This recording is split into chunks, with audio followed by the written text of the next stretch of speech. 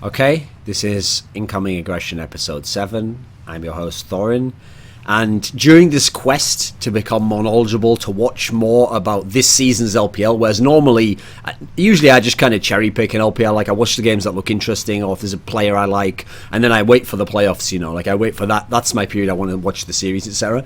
So normally you would think if you watch the whole season, right, well, early on you're kind of getting a feel for where the teams are at, okay, that makes sense. Then you get into that middle period where it's like battling for the standings, where the people are going to shake out. But then the last period's supposed to be the best part for Froskurinn, because the run to the playoffs, like everyone's battling, like the number 4 seed wants to be the number 3 seed, the number 5 seed desperately wants that number 4 slot. People are fighting tooth and nail to get those spots, because competitive integrity is really important in professional sports leagues. Now, this is where I'm learning a lot about China, okay? It's a different world, there's a lot of different things going on there. How is it possible that this week of LPL doesn't even matter because no one's going to play seriously? How can that even be?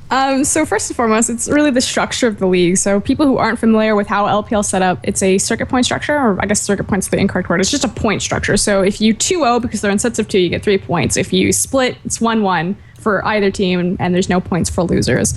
So how this, the reason why I actually like this league structure as opposed to kind of what the LCS does and best of ones and things like that, is it gives a lot of power and impact to the bottom tier teams to affect the top tier teams. At the same time, though, kind of the drawback is it lets the top tier teams just really run away with it and solidify their standings. Like we have with the top 3 teams right now is EDG is 46 points, Snake's 37, and OMG's 35. So there's some wiggle room between Snake and OMG, but EDG is very much solidified their spot. So as we come to the end, most of the top tier teams are already locked in. There's nothing that anyone can do to kind of knock them off their bench. But in the very bottom half, you have all of this chaos going around, and especially in selecting your seedings in the kind of the middle of the group, the 4th and 5th place seedings, that's when the bottom tier teams can really screw over someone as far as we go into single elim playoff bracket.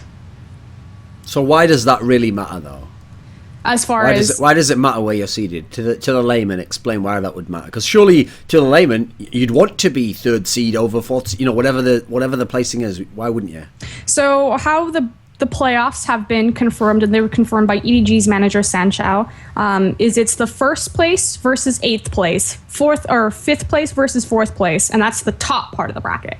So if you're 8th, 4th, or 5th seed, you're pretty much screwed. And the reason being is that EDG is for sure going to be that 1st place seed, and if you face EDG before the finals, you're done. If that wasn't a problem just because they're so head and shoulders above every other team, then Vici, to kind of go into this, the teams who it really screws over are Vici and Invictus Gaming, because I think they're probably the 2nd and 3rd place strongest teams right now, which is kind of a big thing to say, especially because IG's recent performance, but I think that they were just kind of screwing around, that they're going to knock each other out, and then they're going to immediately have to face EDG, because EDG is going to be facing either Starhorn Royal Club, WE, or Masters 3. Right now, Masters 3 has the spot. And so that's really just what that comes down to, is everyone is trying to aim for Snake and OMG and LGD rather than face EDG. So in short, if you're VG and IG, who would be in the other matchup in the top half with EDG, who's obviously the near unbeaten team, it's actually better for you, if possible, either to go 3rd or to go down to 6th. Yes. So does that suggest that both of those teams will be trying to lose every game from here on out? There are rules against throwing.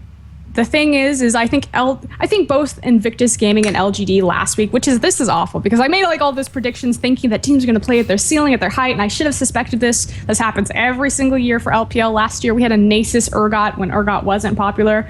Bot lane, Jace Blitzcrank bot lane, so they get a little bit trolly, but LGD has just been really in your face with it. They locked in Ashe, they've locked in Misfortune. I know what LGD's been doing. Someone said, Flames playing Shyvana, I was like, I'm there. Lock it in, let's get going. I don't usually watch live League of Legends for Froskurinn. I like to know it's a good game and I'm not wasting my time, So I thought, fuck it. There's no problem here. He's going to bash people's heads. Finally, he's on a good champion. And then that game was nothing. It was fucking nothing, dude. It's like, is anyone trying in this game? What's going on? Did he not get the memo that you're supposed to be throwing the game or something? It was pretty good because when Schwinn locked in Kha'Zix, you just saw Flame just turn and punch him as hard as he could in the arm. So yeah, I think he knew as I was getting loaded up. He's like, I just got fucked. So here's the thing that doesn't make sense, though. You say that there's rules against, like, throwing, in theory. This is a weird phenomenon that I've noticed with Asian pro gamers, where in history there have been tons of incidents, particularly Koreans at foreign tournaments, where they would actually throw games to help like another Korean get through, or to not have to play a teammate in the round of 8, whatever the scenario, where it's like a favourable scenario where it makes sense for a person who easily could win to throw the game to purposely rig the bracket in some way. But whenever they did it, they were always famously bad at doing it. Like, they couldn't throw in a way that was convincing, which doesn't make sense because they're such fantastic players that all you have to do is play as if normal and essentially just pick the right moment to be 80% as good as you should be. And just, like, for example, in League of Legends, I could throw by picking normal champions, normal lanes, getting into a trade that's 50-50 and just accidentally missing an auto. That's way better than picking, like, I'll have Urgot jungle. Like, well, it's obvious you're throwing at this point. Are you fucking an idiot or something? Like, why would they make it so blatant with, like, actual stupid picks? Because I think it's almost an easier justification as we're experimenting. That's what people keep saying. It was very clear with LGD's games that they just wanted to play champions that they really liked. I know Imp is a big Ashe player. He really likes that champion. And so Schwinn really likes Kha'Zix. Flame obviously really likes Shyvana. It's not like when Flame locked in that Shyvana, it's like, yes, I'm here to destroy people. I think it was more like, hey, I just want to play, something really fun, something that I just really like to play. You know how stupid that is, though? That the whole season he's been, like, forced to play fucking, like, Rumble, but he's not allowed to play Shyvana, which is, like, that's, like, an okay champion to pick still in the fucking meta. In fact, now it's even the shit where really everyone's doing it with the smite. Mm-hmm. Yeah. Pretty unfortunate. I don't know why they haven't had... I assume that when we get into playoffs, LGD will run Teleport Smite Shyvana with Flame. It'd be ridiculous not to use that power, especially for how strong it is in the meta.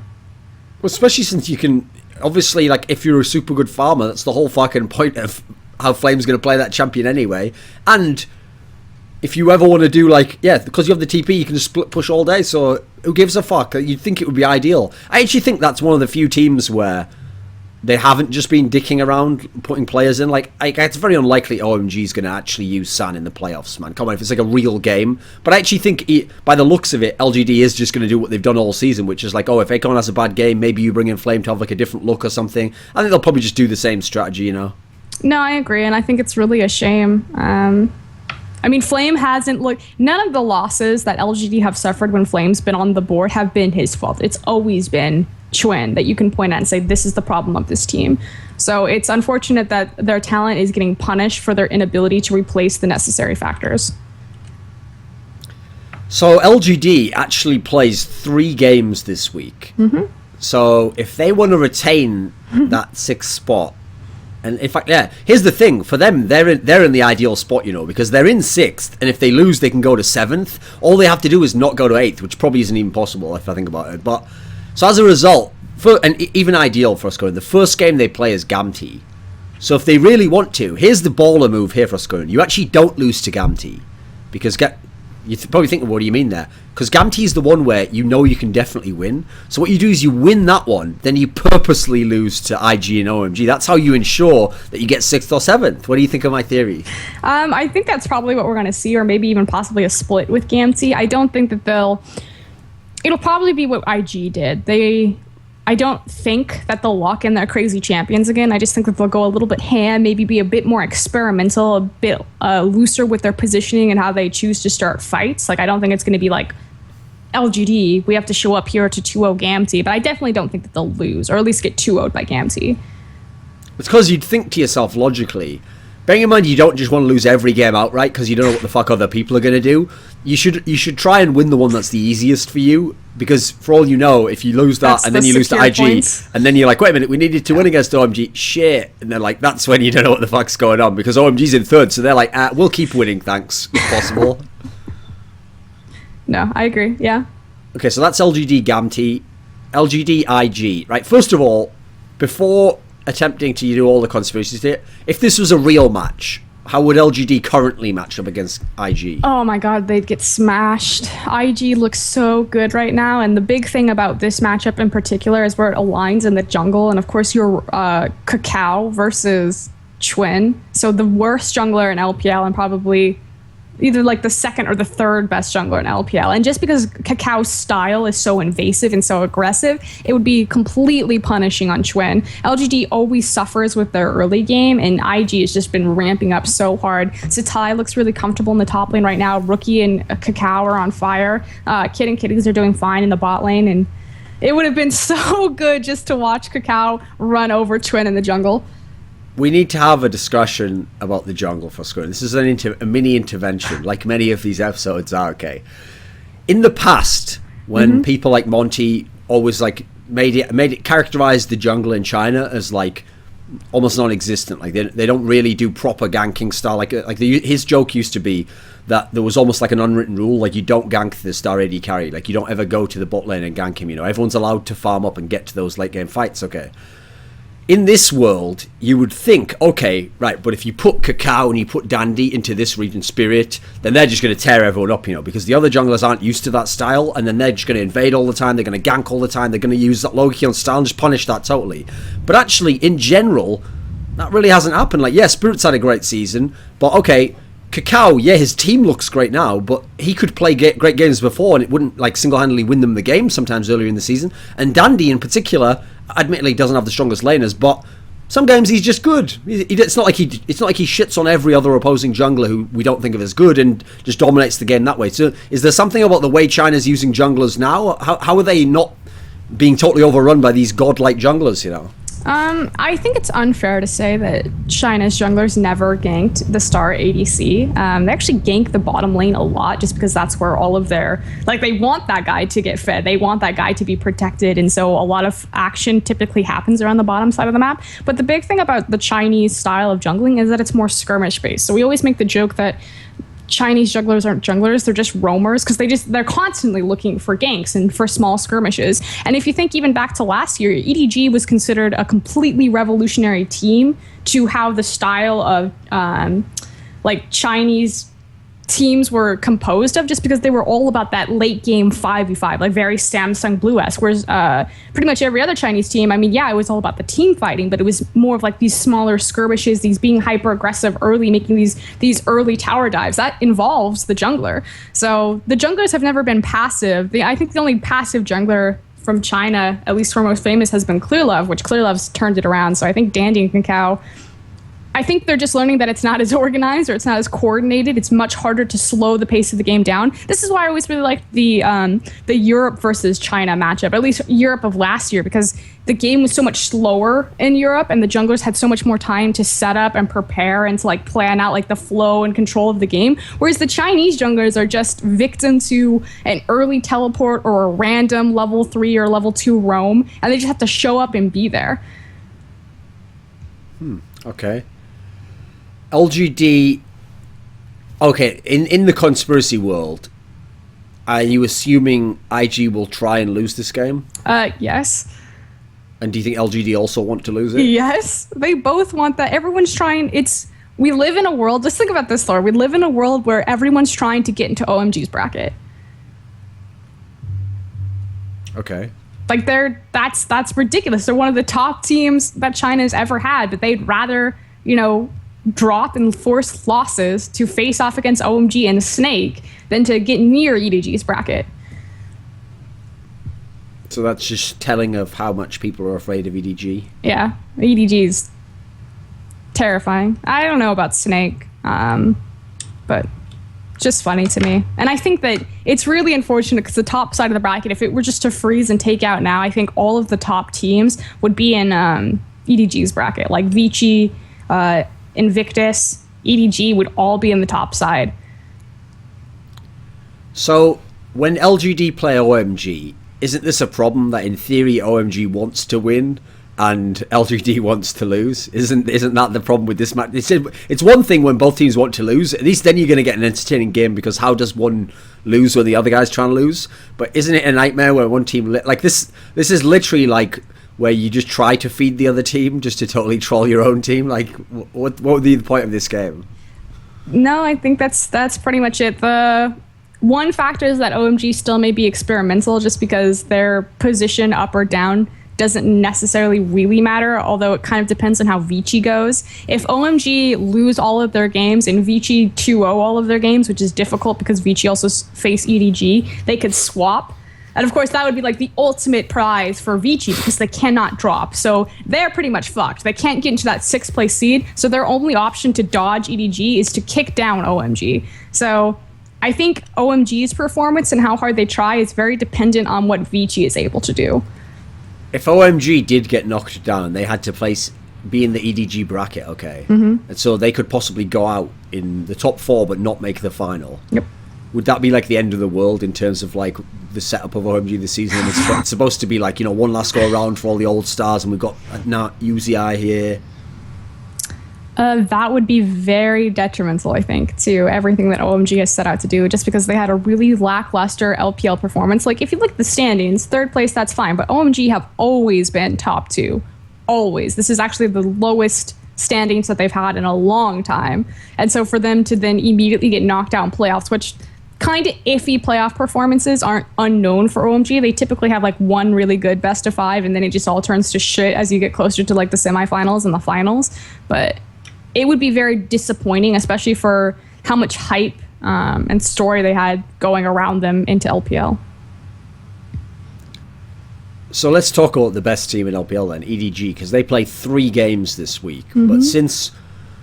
But here's the thing. Surely we've been saved because EDG play OMG. And on paper, that's the matchup everyone wants to see anyway still. But neither of these teams have a reason to throw, right? Or will EDG be... they do not give a fuck because they've won already? Surely they'd want to win just for morale, I'm curious what their roster is that they'll be starting. They played U, and they're looking at playing Fire Lily again. And the reason why is because their subs have to play a minimum number of games to be eligible for international events like MSI, things like that. So that's why we're seeing these roster changeouts. And how many do they have to play, do you think? I think it's 3. Okay. Why would you need subs, though? Just in case something happens. Name gets sick. So if you don't play and then someone gets sick, Riot's like, sorry, you can't play with that player. Like, really? I don't know. I think it's just so they can take them. OMG does the same thing. It's part of the reason why they started running their duo bot lane so they can take, like, 20 million. Because think about OMG's over the course of the season. If they made MSI, they would be eligible to take pretty much all of their supports. Like, OMG would show up with an 11-man team. I'm sure there's probably a limit to the players that they can bring, but they'd have, their pick of whoever they wanted. But EDG, that's what they're doing. They're rotating in their subs so they could be eligible, so they can take them to international events. That could heavily affect their performance, especially because I heard that they were going to remove Deft to put Fire Lolly, and that would just be awful. So when they play this game, EDG OMG, mm-hmm. Can this be like an awesome game? Can OMG actually, will it be like a legit game and OMG will show up and maybe they'll give us some hope for the playoffs? It's not just going to be EDG running over everyone. I would hope so. I actually think that if EDG and OMG faced off with their complete rosters, that the teams would take it relatively seriously. I don't think that they would show any secret strategies or anything like that they've been preparing, but they'll probably play a standard style. We won't see any random picks locked in. I can't imagine, just because of the history between these teams and wanting to put on a good show, even though it technically would be a show match. I wouldn't expect people to tune into this game and watching the teams do life or death, because obviously it doesn't matter in the standings, but I think that they would put on a good show for people. In theory, though, you don't want to lose a match like that if they are your rivals, though. You don't want to give them any ground before the playoffs. That's why I figure this one should at least be serious. I think the one game that will be super serious is the EDG versus Vici gaming game. If I had to pick between all of these, because the unfortunate thing is we actually have a lot of amazing matchups. We've got EDG, OMG versus LGD. Starhorn World Cup versus Snake, EDG versus Vici. There's a lot of really hype matchups, and it's just unfortunate because none of the teams are going to be giving a fuck. So we're not going to see the great performance that this could be. Starhorn World Cup versus Snake is a really great matchup. Well, if you look through their standings of how Starhorn and Snake have matched up in the past, they actually match up really well. And now that they have Name, but of course they don't have Insect, but they have Blink. this is the other thing I wanted to talk about.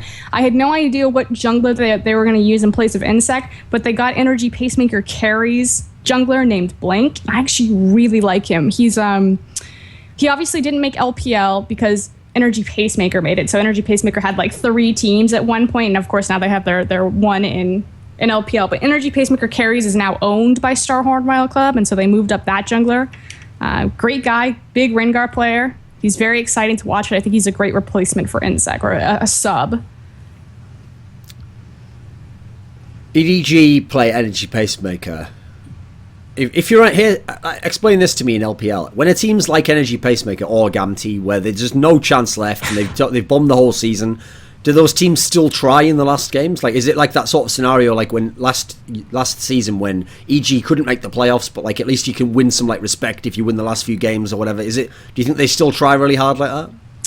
Yeah, definitely, especially because they also had a roster swap on their AD carry that came pretty late in the season. So it shows that players are unsafe and that the team is experimenting as far as what's going to work for the promotionals, although auto relegation is going to take Energy Pacemaker out, so not quite sure about their standing, but definitely for Gamti as well, as they're a newly kind of cemented team and getting all of their roster positions down and experimenting with different junglers. So I think it's not necessarily the pressure and the respect from the fans, but it's definitely coming internally from the clubs, because they've shown that, they're ready to just start replacing people, ripping the teams apart and putting them back together. And what do you think of that change? Is it an upgrade? I mean, based on the little so far. On Energy Pacemaker's AD carry? Yeah. Probably not. I haven't seen a ton of him. That team has so many problems, and they've been swapping in and out their jungler that unfortunately they came into the LPL at a time when talent is at the highest that it's ever been. You've got the most teams out of any other league. They just got screwed, and there's nothing and that half they can really the good do. players are on the fucking benches of all the top teams. You got people like you and Save and Flame all sitting on the bench. Yeah, I'd put you in there. Tons of players, all those good players, yeah. Think about the team that you could make just from the subs. Yeah, win an ALCS. There we go, if you did it already. So, explain this to me. A team like Energy Pacemaker, when you see all the top teams like EDG and they have all this fucking money, everyone just saw all these pictures recently of that like facility they have and it all looks super flash, like all this investment money. Does a team like Energy Pacemaker also have money? Do they have a good amount of money? Yeah. Are they on the low end? What's it like? So kind of the difference, and I'll use these as kind of like the 3 different bases of what each team has. So you have someone like EDG who has kind of like an office space that they've revolutionized or revamped into their gaming headquarters, things like that. It's all nice and slick. OMG has like a villa, which makes sense because they're like the Chinese mafia, the gangsters of LPL, and they've got like the sweet villa. It's on like the outskirts of Shanghai. Stake has an apartment they are upgrading, but they're like the newly formed team, so they're all smashed in. But LSPL, and this is kind of where it starts and why I think it's really important to have a conversation about structure, especially in your secondary leagues, either through Challenger or through the secondary pro league like LSPL. Tencent actually pays for the teams to have apartments. And so how LSPL is structured is not only do they have their own league, but every single game is broadcasted, unlike EU and NACS, where only half the games are broadcasted. But Tencent offers a sizable salary to the teams and then also pays for their housing. So all of the LSPL teams will be set in these apartments together. And so you'll have a lot of times where like they'll just walk next door and like knock on someone's door and be like, hey, you want to scrim? And just like be scrimming right next to each other, which I think is a big, obviously a huge upgrade to how we do things over in the Western regions, but also it kind of helps set the track for how things are going to be structured internally. That's coming from the league itself. So teams don't have to like waste time. There's no LSPL team that's playing remotely. You know what I'm saying? Like everything's already set up, and so the leagues have a roadmap of, okay, this is where we started and we can only go up from here. In terms of finances, this is a factor that people in the West take for granted, is that if you're a smaller team, your results could be really good, but it takes years to improve the financial side and build up this sort of thing and build up a brand, So, for example, a great example this season, obviously, would be that Elements is significantly better funded than Copenhagen Wolves. That's like an obvious statement there. Yet, results-wise, Copenhagen Wolves did way better than Elements and looked like a much better team, So, in LPL, if we look down the bottom end of the standings, which of these teams actually still have like a really good standing in that? Like is World Elite, is WE still a big team and beyond just fans, etc.? Are they still like a huge level team who, if you just looked at the resources, should be a top team? Yes. World Elite, they have a pink house. I believe something like 80% of streaming funds from their top end players like Wei Xiao and Salme go to, because the thing about World Elite for a long time, it was the only league team that was making a profit, and it was entirely fan sponsored or through like streaming contracts. Like there was no company that was inputting money into it. It was just all coming from the fans, but that just speaks to how popular World Elite were. Now I believe the only league team making money in LPL is OMG, but that's because they've shifted over because they've become Chinese or China's team. Like if you go to the store and you're trying to buy like gear, OMG shit's always sold out. Why do you think that is? Why are they so? Because they're the all Chinese team. There's only three all Chinese teams, and they're like the top one. They've got Uzi, who's probably now the most famous player in China, or at least the most famous Chinese player in China since Wei Xiao is retired. Chinese fans aren't like those delusional TSM fans who are like, no, this is a country made of immigrants. All of these players are North American now. I cheer for Bjergsen. He is a North American mid. Like they actually still think of it like, no, you've got Koreans in your team. I mean, they like I don't want to turn this into like they hate the Korean players, because they really like the Korean players. But yes, there is definitely a marketing factor to OMG's success in that they are the all Chinese team. And that's how they're referred to. They're the Chinese team. And there's pride there. It's actually crazy. I didn't notice it until someone pointed it out. But it's not like just a few teams have Koreans in. Like every single team has Koreans. There's only 3 teams. King, Gamti, and OMG. That's actually pretty insane. When you think one of those is not like the other. Yeah, King, because they're shit. Hey, they 2-0'd IG. They're all right. Yeah, but that the problem with that is that only works for you, because again, you have to think IG is really good to think that's singing. Whereas I'm like, yeah, no problem there. I don't see the big deal as, yeah, overrated. I agree. Overrated IG as usual. So. EDG, OMG, EDG, EP, not much there, but EDG, VG is the one you started to talk about, but then stopped. So, I think this can match VG is really important. Everyone who's watching LPL now is super hyping VG and being like, they're the second best team in the league. Like they're the ones who can do it. Can they actually beat EDG? If EDG play Fire Lolly or you, like they take out Pawn or Deft. Possibly. Now here's like the thing. Just completely like cleansing my mind and my palate and saying, okay, this is the end of LPL, so crazy shit happens, because that wasn't something that I counted for the last time we did incoming aggression, but I'm like 90% sure that this game will be very serious, that Vici will try very hard. I don't know about EDG, but everything is on the line. Like Vici have a lifeline here where they can possibly escape getting knocked out by either Invictus Gaming or facing EDG before the final. So like everything is on the line for this match, and especially if they can 2-0 EDG here, because even if they don't make if they don't move up their seed, if they can prove that they can beat EDG, then what the fuck should they be afraid of if they get stuck in the top half of the bracket? Obviously, it's a best of 5 and things change, but... No, that's a good theory. Yeah, like, shit is important here. The thing about Vici, though, because I don't want people to overhype them too much and be like, oh, it's this amazing team. The reason why I really like Vici is because they're very, very smart. And how they beat people is they outsmart them and they out-rotate them, as stupid and cliche as that sounds. But I explained Vici's style last time, and I think it's still reflected in the games that they played last week. Vici ward an area to figure out where you are, and then they immediately eject from that area and they just run away from you. But that's really difficult against EDG. Kelsey likes to explain EDG as like the Chinese mafia team. Like you go to gank one of EDG's Koreans, either Deft or Pawn, and suddenly there's like 3 Chinese people just rushing out of bush at you. And that's actually fairly accurate when you watch EDG. Like any sort of gank that's set up immediately becomes like a 2 versus 4 in EDG's favor, just because Koro and Clearlove and Mako are all just roaming the map together. So I'm a little bit worried for Vici stylistically in this matchup, because Dandy doesn't have a lot to work with. He's got Carry in the top lane, he's got Hatong in the mid lane, and Hatong is a very special player. So VG also play M3. Now M3 are in 8th place right now. So obviously, I mean, they have to win just to keep things going, you know, and keep maintaining things. And crucially, they only play 2 games this week. They only play VG and EP. So it's still possible for WE to overtake them, right? WE's chances are very slim. They need M3 to lose everything, and they have to win them all. M3 can't get a single point.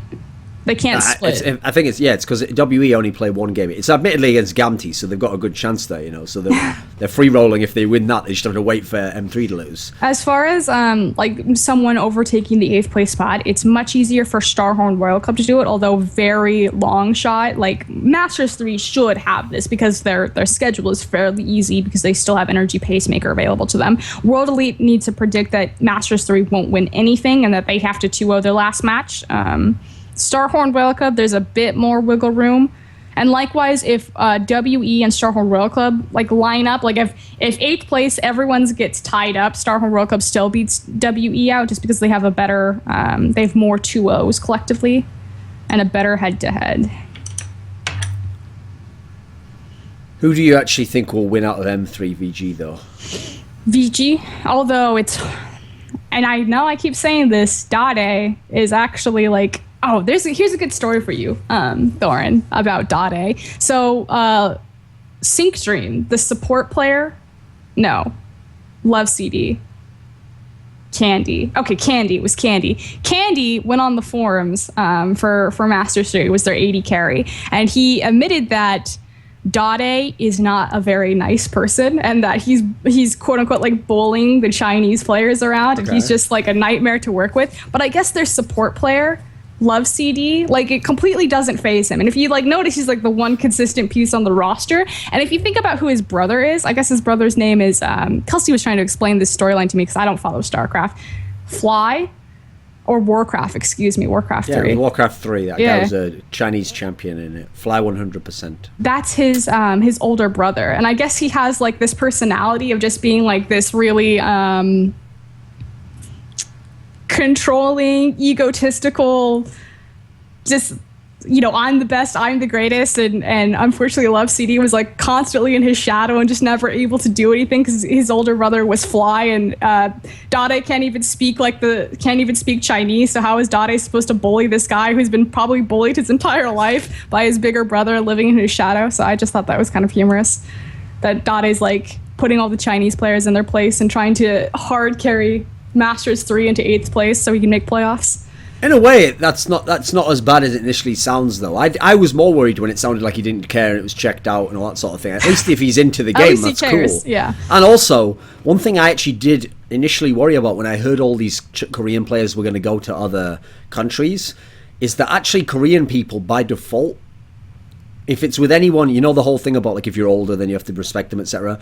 That in general, they don't really talk mad shit to each other. They'll do it when they're online if they scrim each other, in chat or whatever. But in person, they do not talk shit to even people they dislike. If you put 2 of them in an interview room who, in theory, hate each other and all that, they would be perfectly fine. They'd probably even be polite to each other. That's why in the Korean scene, to really even get any of the interesting details of someone's personality, you had to really look at all the nuance of what's the context of what he's saying here, because they were never gonna just be fully abrasive with each other, So I was worried when a lot of these Koreans, even the star names, went over, that some of them would just be kind of intimidated by the fact that they don't speak Chinese, and then especially if they're going to teams that are established, where these guys have already played together and big expectations. Actually, I thought some of them might buckle a bit under the pressure. No, it doesn't seem to be. In general, it doesn't seem to have been that bad, though. No, it doesn't seem to be affecting Dade, at least. But I also think something that counteracted that I hadn't really factored in was that a lot of those Chinese players probably do now realize Korea's been way better than us for the last couple of Worlds. So a lot of them actually want a Korean player on their team. Now, admittedly, you say you want a Korean player, but that means you might get Dandy, or you might just get Ninja or something. So it's well, wait a minute. And you're well, you said Korean player, you wanted a Korean player, be careful what you wish for. It's I meant a good one. Sorry. No take backs. You have to have Ninja on your team now. You never know how it works out. Yep. So, what game were we on there? Okay, VG versus M3. So, M3 versus NG Pacemaker. There's no reason NG Pacemaker should win this. Who versus EP? M3? M3 like needs to win.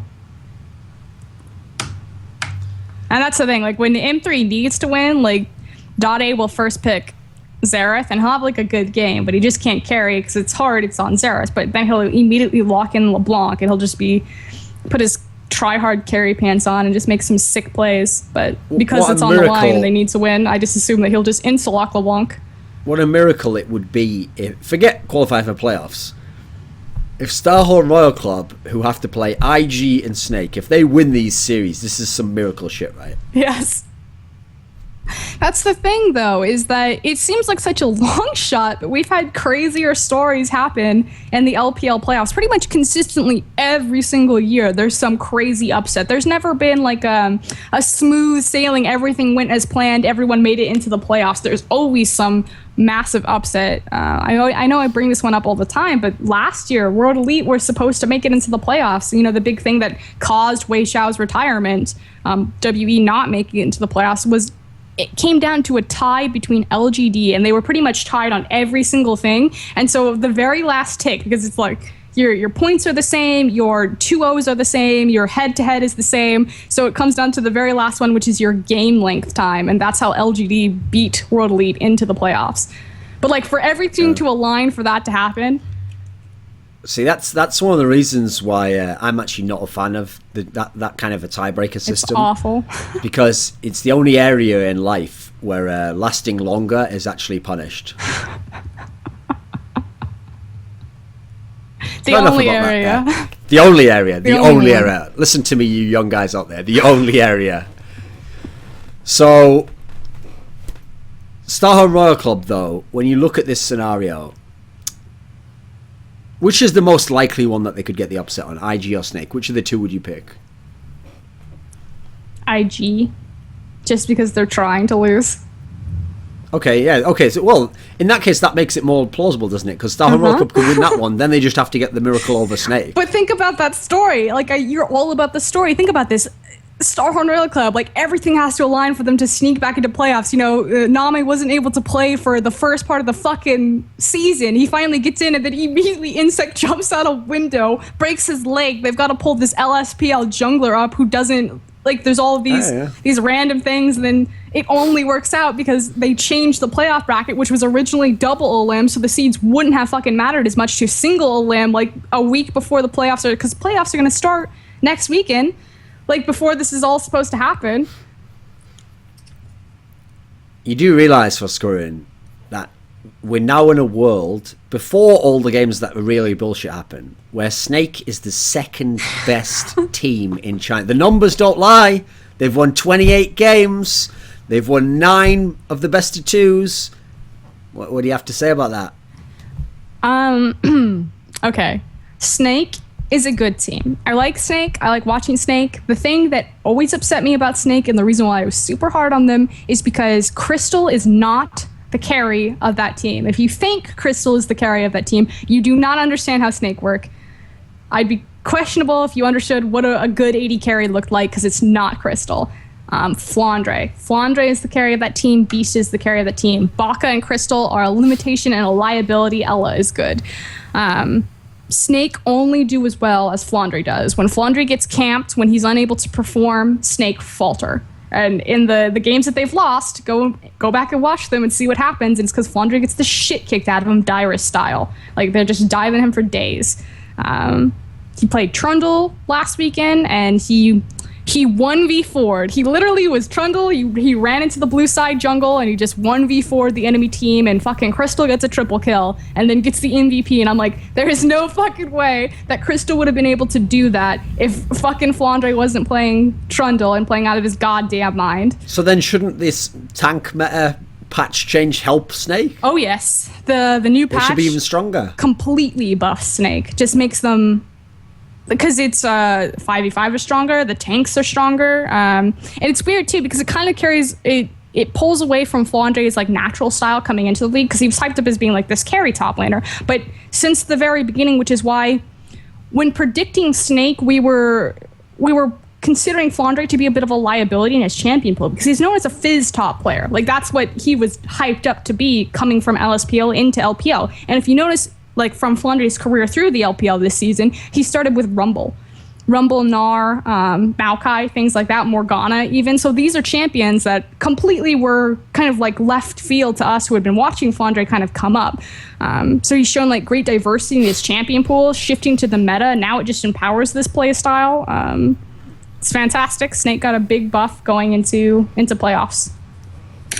Do you really enjoy Kool-Aid that much that you think that like Flandre is the best top player in the world? I don't think he's the best top laner in the world. I just think he's really impressive for everything that he has to work with. Like, Snake is almost the new Starhorn Royal Club to me in a sense, not because their playstyles are the same, but just because they're so one-dimensional. It's that team that's only good at one thing, but it does this one thing so perfectly that it's able to outperform teams like Invictus Gaming and Vici Gaming that have multiple styles that they're able to pull from, more so on Invictus. So I think that's fairly interesting. And I think the fact that it's like last year when the patch shifted and Lucian became really powerful, Starhorn Royal Club rose up, and World Elite, when the 2v1 shifted away back to a 2v2, of course it's going to empower Uzi, but it kicked the shit out of Wei Xiao because his support Conan sucked. It's like these little facets that people need to take into account. Like the meta shifting is a huge power for Snake. What would you do? Like, you have to make a statement now. What would you do if Snake make the final of LPL? What would you do? You have to make a statement now. There has to be something that you would do. I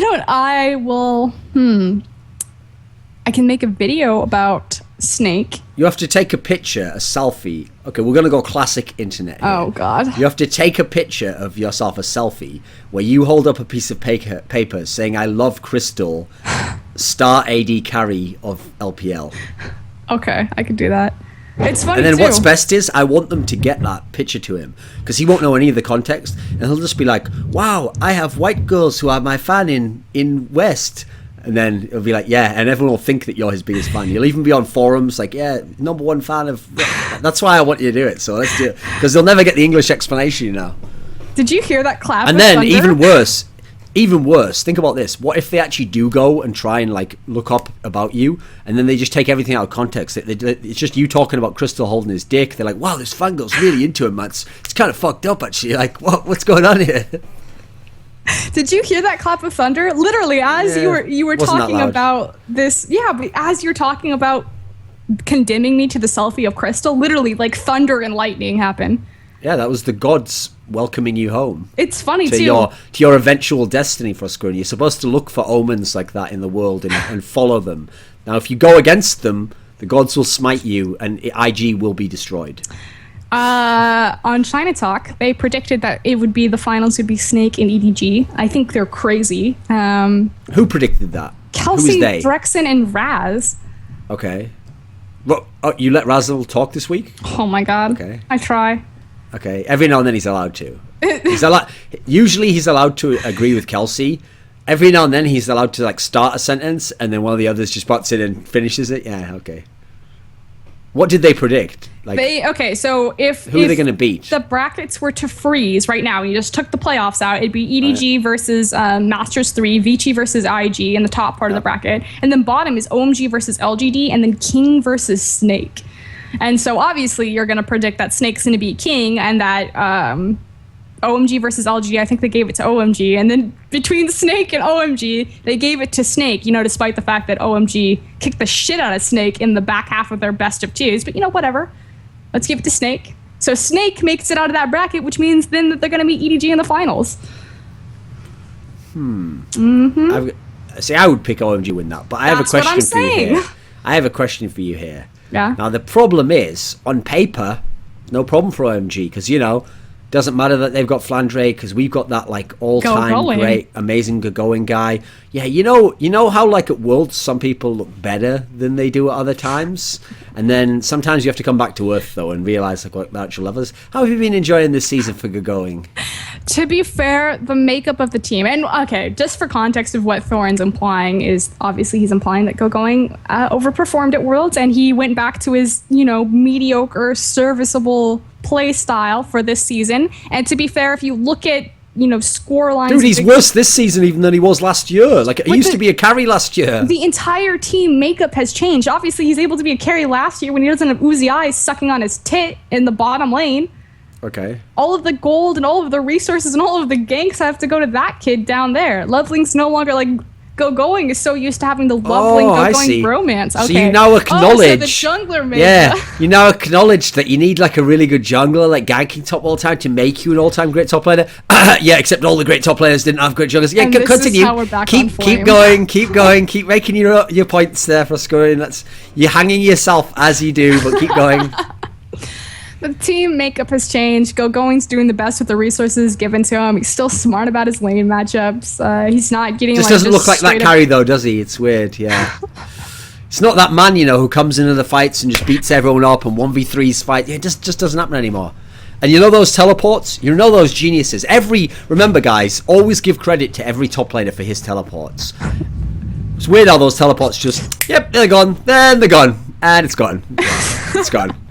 To be fair, Leveling and Going are the shot callers for OMG. Maybe he got hit upside the head with like a shovel and now he just forgot how to do teleports. I'm pretty sure that their team is just like, I don't know, they've lost their minds. They're playing awfully. It's not just, to be fair, it's not just OMG who's playing like crap on that team.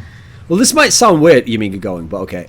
Because it literally is OMG who's playing like crap on that team. But one of the weird factors, that's one of the reasons I think as to why superstar teams fail, the obvious cliche is because when you have too many stars, they're not used to actually facilitating other people's play. They just play to their own selfish style, and then the whole point is you have supportive players who help them and do the things they need to and cover their weaknesses. That's obviously at work. That's why super all-star teams don't work.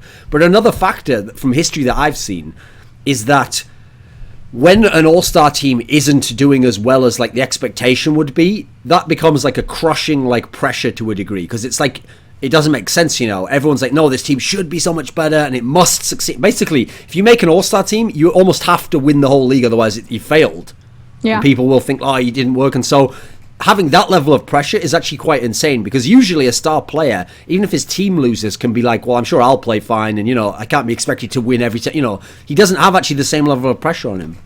Are we talking about Elements or OMG? All of these all-star teams that you make, it's the same thing happens pretty much every time almost. No, it's so rare they ever actually work out. That's why I love it that all you guys from China think, well, no, it did. Remember, there was that all-star team called World Elite that had like the best player at every position, and 3 of the top 14 of all time. Like, yeah, it's interesting, that, isn't it? Yeah, it's interesting. Yeah. I will admit that upon reflection of World Elite, and this is going to sound really odd, that they're assembled closely to TSM, not necessarily being weighted, because you're thinking about all-star teams, and I don't think anyone would ever say that TSM has a superstar team. I think they're built around maybe 2 superstars, if you're being fair. But like World Elite are kind of assembled the same direction. They had like 2 really good players, maybe 1 really good player, and it was all just kind of built around that, and serviceable players in every other position. Okay, we're getting there. We're getting there in time. We're getting there.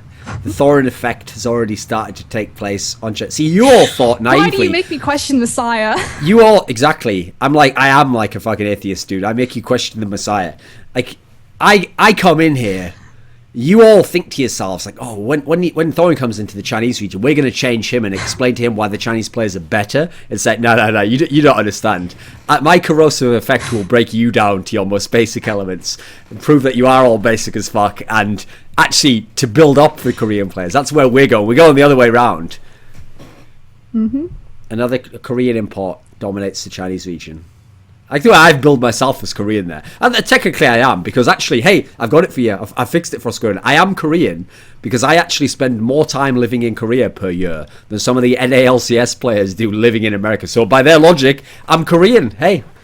The 2-year rule? Yeah. It's no wonder I'm the best. Oh. Okay. Well, Korea was a country made up of immigrants from Africa at some point a long time ago. So, I mean, everyone came from Africa, Froskurinn. Yeah. I thought the cradle of life was by Israel. Well, that's like evolutionarily we come from Africa, though. Okay. And also, technically, we're all from like another planet, because actually aliens seeded the human race as an experiment. Scientology? Is that what we got into? See, there's too many jokes there about a big company in League of Legends that I won't even go into, because one of us wants to work for that company one more time. Please. Hint, it's not me. But anyway. So there's still some more games to discuss here, which is Gamti has 2 games. Didn't you say games to discuss? Yeah, games. Okay, Gamti. Gamti plays King, and they play WE. Now, WE wants to win. For King, it actually doesn't matter, I don't think. Unless they finish 8th, that's the only problem for them. So they've only got 1 game, it's against Gamti. Can Gamti win either of these 2 games? Surely they can't beat WE. They'll probably split 1-1 since that's been the trend for them. The teams that they're facing, though, King doesn't necessarily want to win, but I still think they're trying their little hearts out. They looked good against Invictus, but it was very clear that Invictus wasn't taking them very seriously. When Zatai got solo killed, he was just cracking up laughing on his camera, so doubt he was being super serial. World Elite, though, they're definitely going to be trying because they need everything to align, so you'll probably have a good game against Gamti right there. And again, Gamti can't afford to screw around just because probably all of their jobs and their positions are on the line. You actually get fired if you lose in LPL? You get replaced. Wow. Especially Gamti. As someone coming from the West, this is such an alien concept to me. What does that mean? You get replaced? Was that like where they just let you have another year's salary and you can play mid lane for CLG again? If you continuously choke on playoffs... Yeah, again, that's what I'm not understanding. They still let you keep playing mid lane for CLG. Like, it's not a problem. It'll get better, don't worry.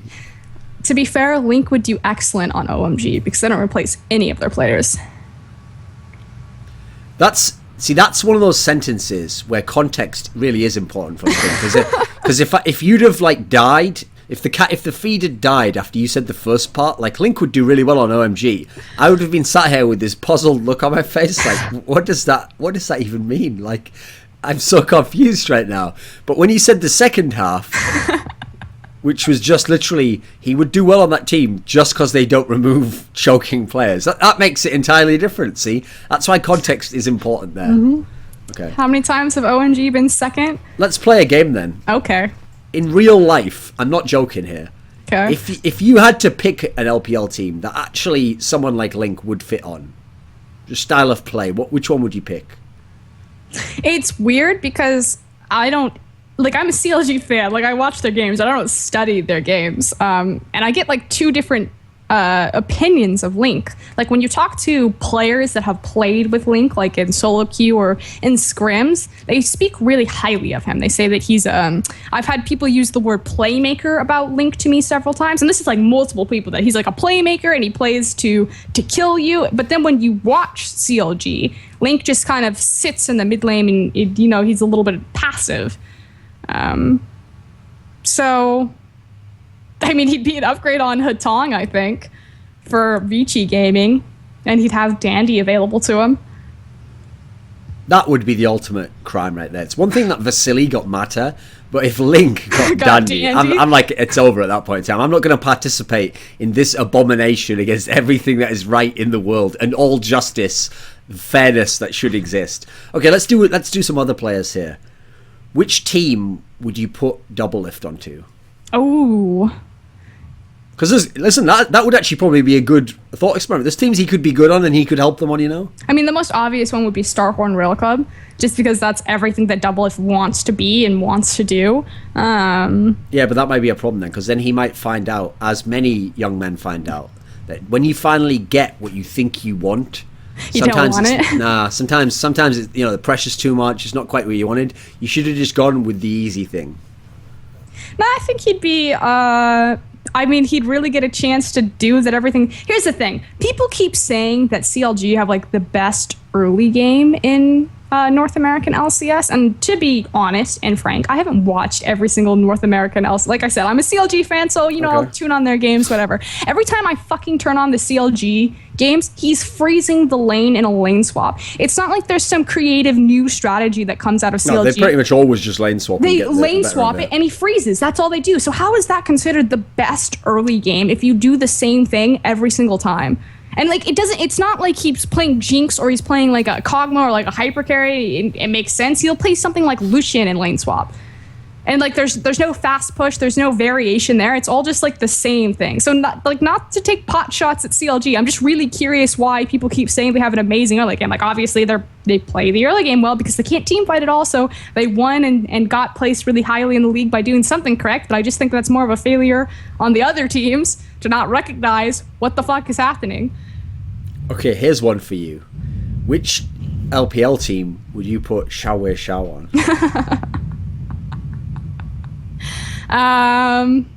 Who needs a farmer?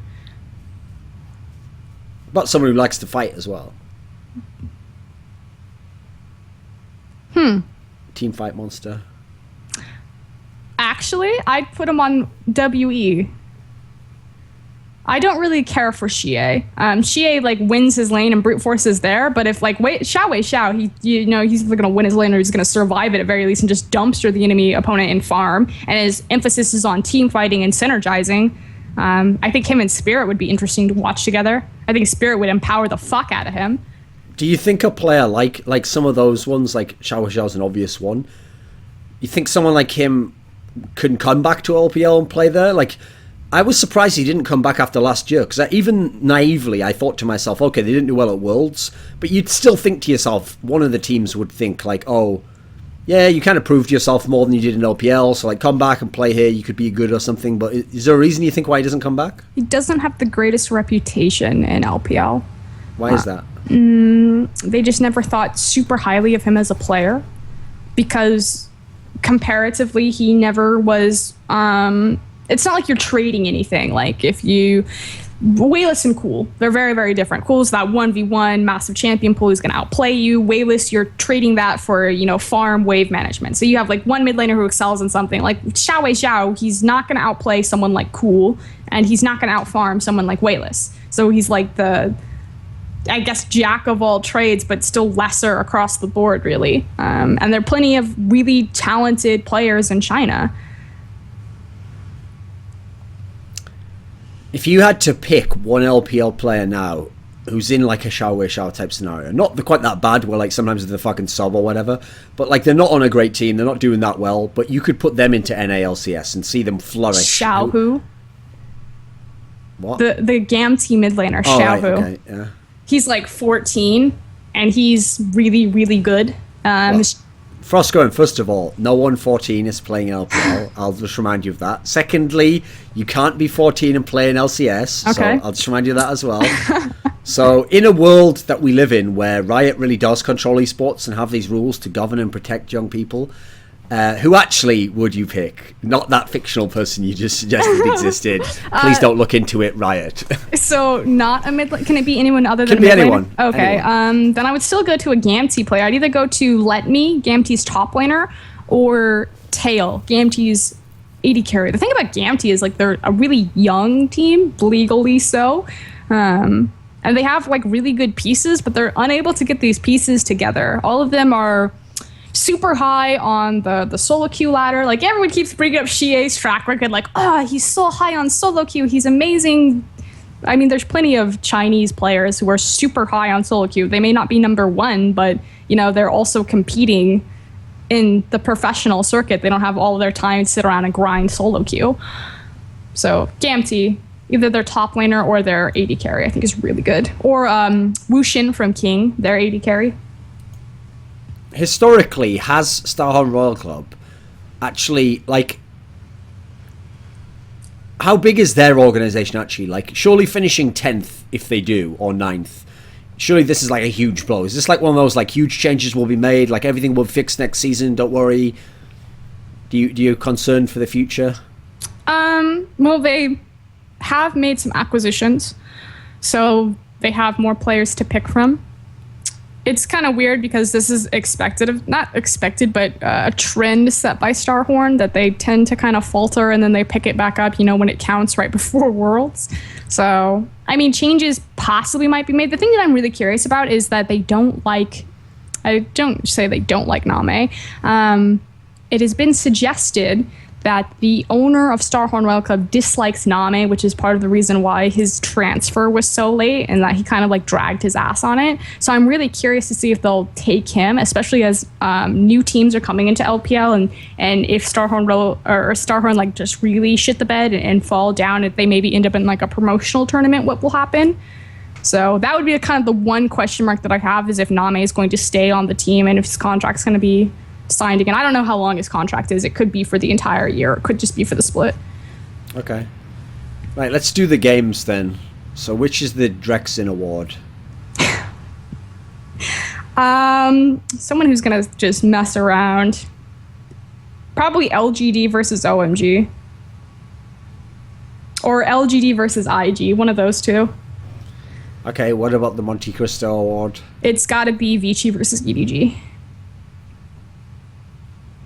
That's the game that, like, for sure, there's zero chance, no matter what the result is, that isn't in his, like, next countdown shit of, like, like, you know, that shit. Like, he's going to be talking about that game for sure. I'm fairly positive, because Vici's going to try as hard as they can. EDG... And as usual, no matter what level of depth he has to go to, he's going to be like propped up on his hands like, that matter's just the dreamiest. Like, you know, where they don't even do anything significant in the game. He'll literally just talk about like when he did like 1 minute early in the laning phase, like, look what he did here when he went in this brush here. Like, yeah, okay, bro, get over it. Like, come on.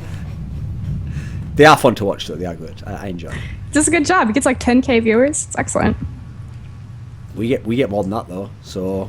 Yeah, but he Take does that, it. Monty. He does it live. He does it live though. It's true. Yeah. Yeah, it's true. We get 10k like total. So admittedly, collectively over like 6 months.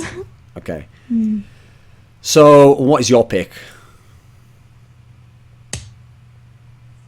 I can't do EDG versus Vici because I gave it to Monty, but I feel like it's the only EDG game. OMG, surely. Oh, come on. Why not?